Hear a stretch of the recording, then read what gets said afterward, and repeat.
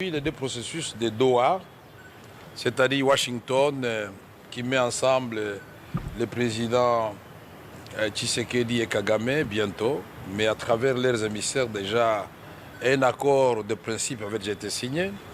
Les M23 et les gouvernements ont signé aussi une déclaration de principe, mais nous avons tous constaté que cela n'a pas changé grand-chose sur le terrain.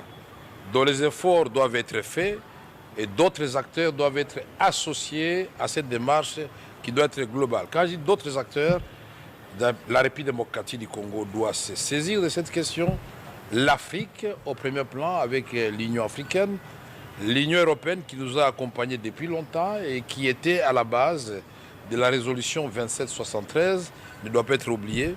Et donc nous devons résoudre cette question de façon globale et dans l'intérêt de tout le monde, de la République démocratique du Congo, du Rwanda et surtout de la population congolaise qui est la première victime de cette guerre.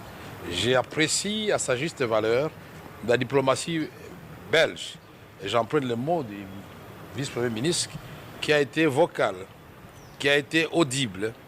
La Belgique a, sans fioriture et sans ambiguïté, plaidé pour que le Congo et le Rwanda ne puissent pas bénéficier du même traitement, puisque nous n'avons jamais franchi la frontière commune entre nos deux pays, le Rwanda et la République démocratique du Congo.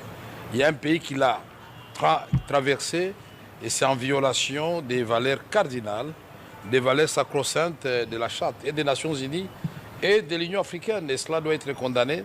La Belgique l'a fait, les 27 de l'Europe ont fait. Et nous étions étonnés de voir que ce soit la Belgique qui reçoive seule les coups du Rwanda et nous disons, nous sommes solidaires et reconnaissants.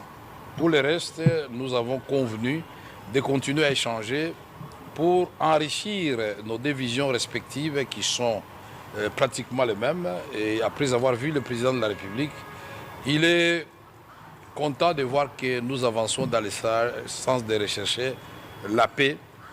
Mais qui veut la paix prépare la guerre. Mais je ne dis pas que nous allons faire la guerre maintenant.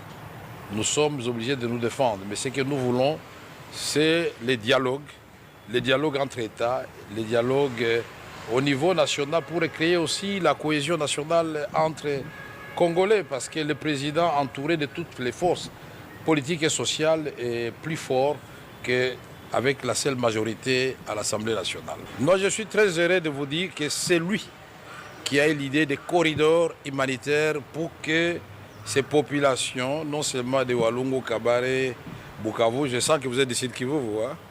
Mais il y a le Nord Kivu aussi, il y a l'Ituri, pour que toutes ces populations démunies, déplacées et qui souffrent, qui n'ont pas accès aux services de base, sociaux de base, puissent en bénéficier.